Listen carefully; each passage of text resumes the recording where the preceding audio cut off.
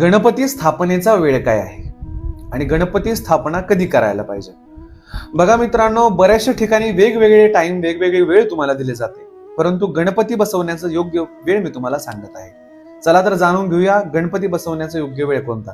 अहिल्यानगर काळमाता तुळजाभवानी देवस्थान पोखर्डीवरनं गणपती स्थापनेचा योग्य वेळ कोणता मी तुम्हाला सांगत आहे. सर्वप्रथम मित्रांनो, आपल्या सनातन हिंदू धर्मामध्ये गणपतीची ही जी स्थापना केली जाते हे उत्सव म्हणून केली जाते.